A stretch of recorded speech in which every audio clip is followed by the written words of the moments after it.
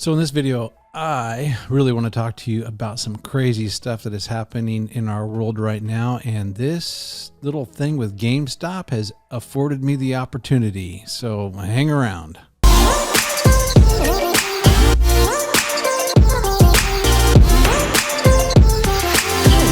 Even before I go into the big topic here, and that is one part end time stuff, one part why the Torah is so important, and put those two things together. I want to give you a little backstory of what's happening with GameStop and why it's kind of a launch pad to have the conversation. If you haven't noticed, our world is going through a lot of changes right now. We have a change in president. We have a change in monetary policy. There's a lot of global rumblings going on. Here I am, 50 years old.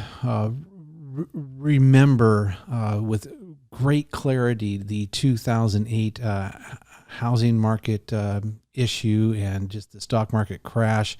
I had never had any money in the stock market, but I just kind of watched it all unfold. And essentially what's happened is we have a world that is wondering how things are going to move forward. And there's just a lot of rumblings. One of the rumblings is, how do we decentralize everything? Another thing is, now that we have the ubiquity of information, people everywhere have access to all kinds of stuff. And so there has been a recent rise in the stock market that I've been watching that is really interesting to me. Let me just kind of tell you what that looks like. There is a group on Reddit.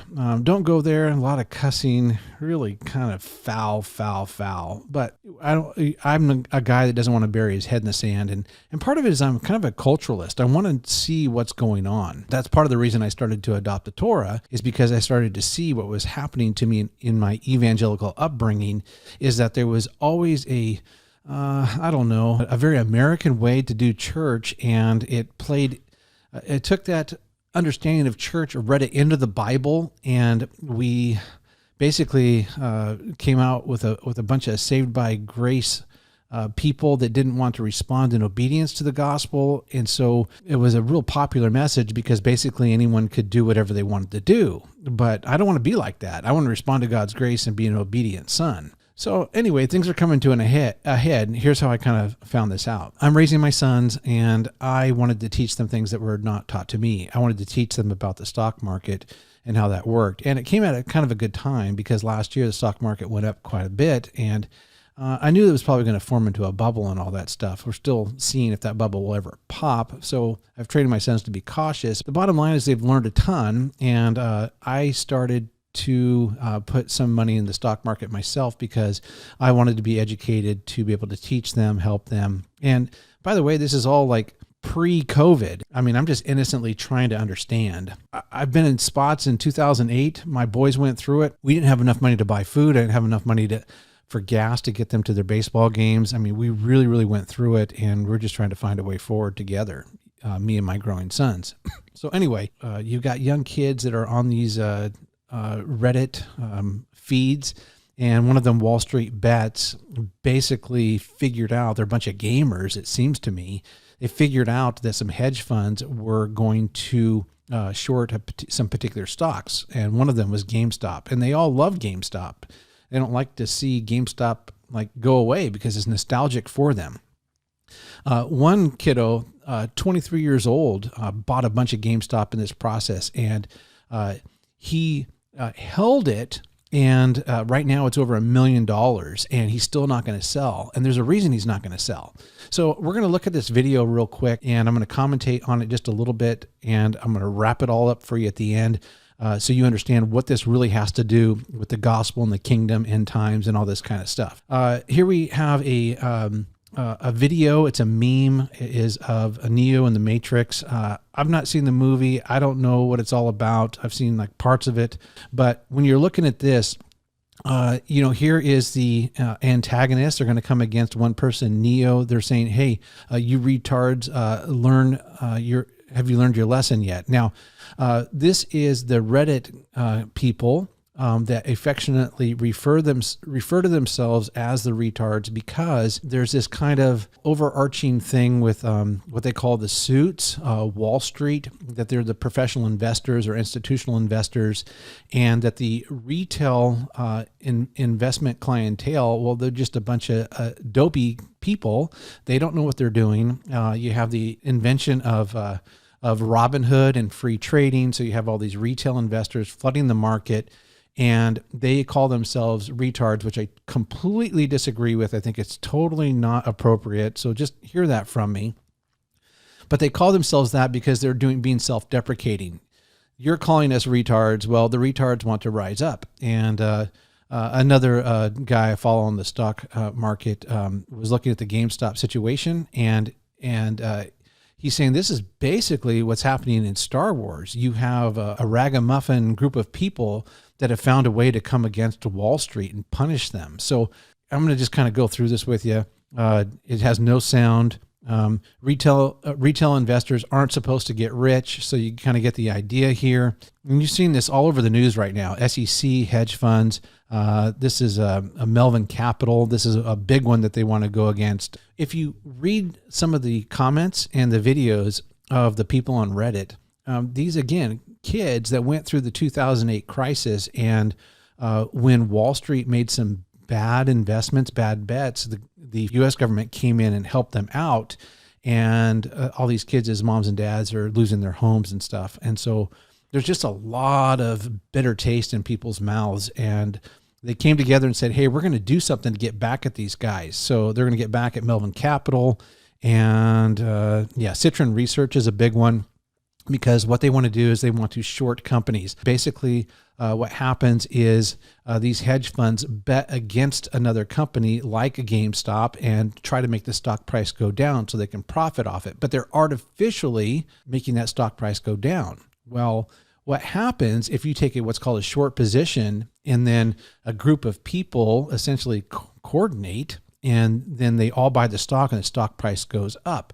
What they're putting on to them is called a short squeeze, and they're squeezing them very, very tightly right now. And these hedge funds are losing millions, maybe billions of dollars. You know, this ragamuffin group of people has stirred up the pot, got a militia together to go against these hedge funds, and they're all kind of like, we're going to hold this so the stock price keeps going up, because it's called now an infinite squeeze. Is the farther that stock price goes up, the more it's going to make these hedge funds like go out of business, lose everything, all that kind of stuff. So we'll just kind of keep going through here. And then we have Wall Street Bets here is personified by Neo. And look here, we have all these bullets coming at them, and then those bullets are going to drop. Now, the reason that this is so fascinating is that, you know, Neo theoretically is this personification of a person that operates like something so fundamentally different has happened inside of him. I mean, he's like figured out the matrix, so he can stop bullets. The plausibility of a random group of people coming together, and this all happened because of social media, coming together and all holding an irrational stock up to sky-high prices, where some of these 23-year-olds are now technically on paper worth over $1 million. And here's the thing, they're all refusing to sell. So let's keep watching the video. You'll see. Not selling, not selling, not selling. You will sell for a loss, says the antagonist, right? Because they're trying to, it's like a pressure game going on. And Neo says, nope, nope, nope, nope. You come at me, you come at me. Diamond hands in Reddit speak means I'm not going to release this stock no matter how high it goes. And that's what you'll see is on YouTube. If you see the, again, it's a 23-year-old that has worth over $1 million on paper. And he's like, I don't care about the money. I'm holding. We're going to infinite squeeze these people, because it's a moral issue. They're fighting back for what happened to them and their parents in 2008. So it just kind of keeps going by the dip. You know, they say they like the stock. And so Bed Bath & Beyond is in this. Nokia is in this. I think AMC's in this, Naked's in this, and there you go. Now, why am I showing this to you? It's because you and I both know that our world has fundamentally changed. We have a change in the presidency. We have a lot of questions about our continual printing of money. So we have a centralized bank, and then we have Bitcoin and all other kinds of altcoins that is looking to decentralize currency. We're already decentralizing information. That's why the Reddit group was able to do what they were doing. All this stuff, it all is building toward something. I think we all know that. I'm not going to get into the technicalities of that because the truth is I don't know all the technicalities. I'm not really sure what it's going to exactly look like when Yeshua returns. Here's what I do know is, best I can tell, biblically, there's going to be something called a second Exodus. You're more than welcome to check out Eddie Chumney. I'll leave a link below. A couple of other ones, I'll just leave the links below that I think do a pretty good job of explaining that. But there's something even more important, I think, for me to communicate to you. Right now, this channel, I'm doing some different things. I went through the first 52 weeks of just trying to explain why it is that I adopted the Torah as a way of Christian living to begin with. I've got some people that are going to be some podcasting partners, and we're going to go into some podcasting things. And I'm going to answer some questions. People got really good questions, and so I'm kind of slowly putting out these videos. But when I first started following the Torah, I sometimes don't know if people understand that story. Is I was a 1990s graduate of a seminary that came out of a seeker-sensitive, almost seeker-driven movement with a Eurocentric understanding of church. And it basically was kind of suits and ties and maybe the Franklin Graham generation, I don't even know how to describe it. But what happened to me was, and I can personify it in this. I mean, I'm jumping all over the place, but I was watching just this morning. It was kind of weird. Like, I'm clicking around, and on YouTube, I see that Max Lucado is talking about Mark of the Beast stuff or something like that. And I click on it, and he's wearing a suit. And I'm like, I read Max Lucado when I was younger. Brilliant author, by the way. But it's like at that moment, even this morning, it was like it represented an entire era of thinking.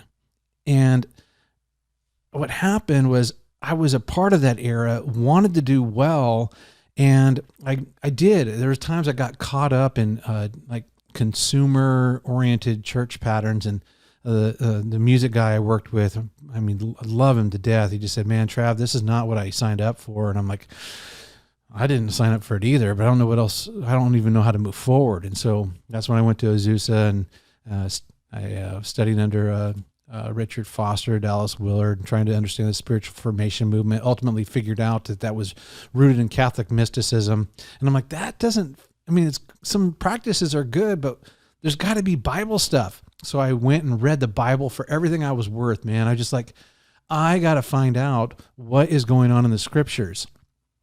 And the more I read, and then I went to Fuller, I did a PhD there, and I'm like looking at, I'm looking at these two questions. What is a disciple? How do we make one? And if I were to get rid of all my doctrinal biases, I was kind of a suit. I was a person that was kind of like Wall Street. And then I started to read the scriptures, started to see this ragamuffin team of disciples. I started to see that in Acts 2 and Acts 4, I mean, these people, they've received the Spirit, but they're still doing Passover and they're still counting the Omer up to Shavuot or Pentecost. I'm like, wait. Why am I doing Christianity the way that I'm doing it, but they're doing it so differently? And I started to think to myself, I thought, man, you've succumbed to your culture. It's like you're blinded to it. You can't even see it. And so I just said, man, wow, I need to stop suffering from old person syndrome. And I use that term affectionately because I love old people. But old person syndrome is you get caught in a particular way of thinking, particular way of doing things, and you do it because that's what feels comfortable to you.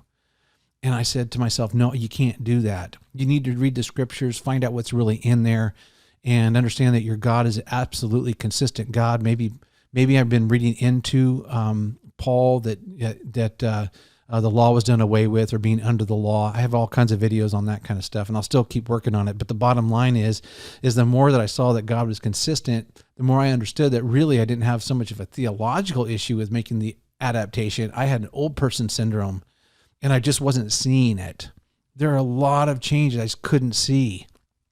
And the thing is, in our world, a lot of older people, they can't see that the younger generation, they went through 2008.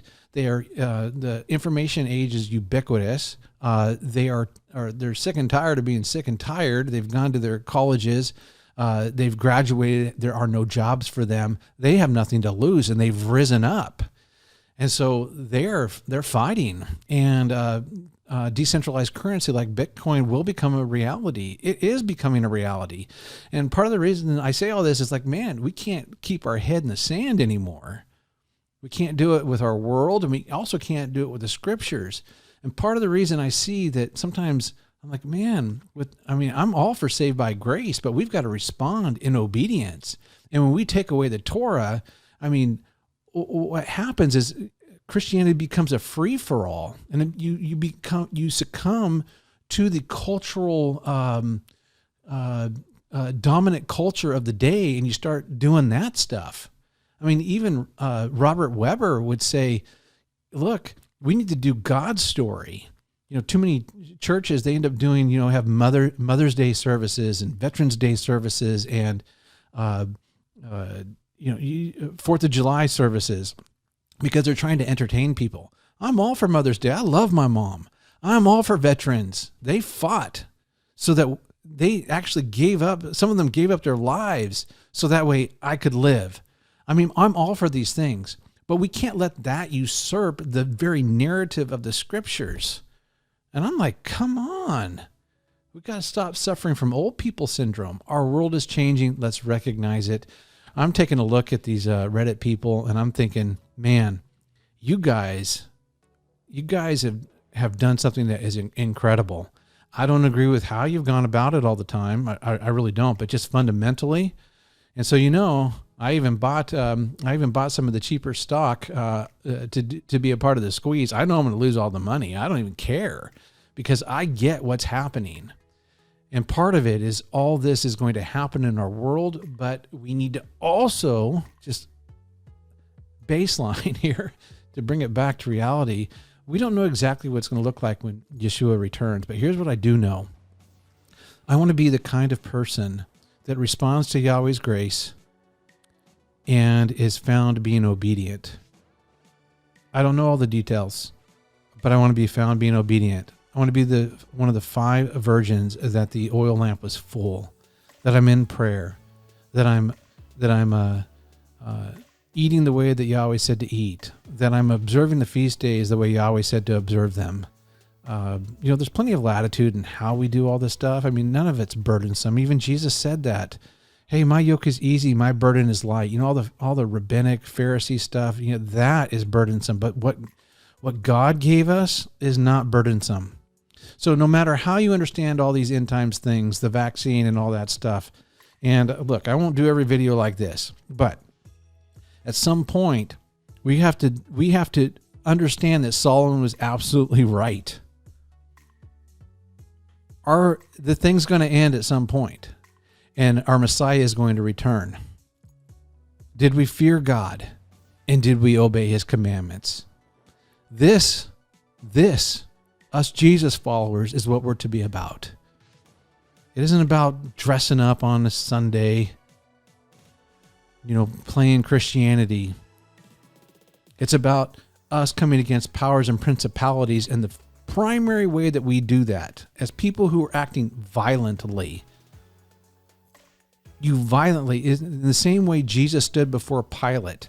Violence in the kingdom doesn't look like spears all the time.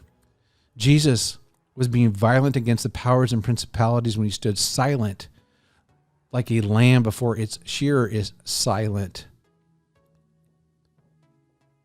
and didn't even say a word. And yet the kingdom of this world, the powers, principalities were crumbling around him.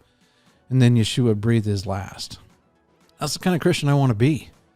I want to violently run after the commandments of God. I want to respond to Yahweh's grace, do what I'm supposed to be doing. be in love with my Messiah.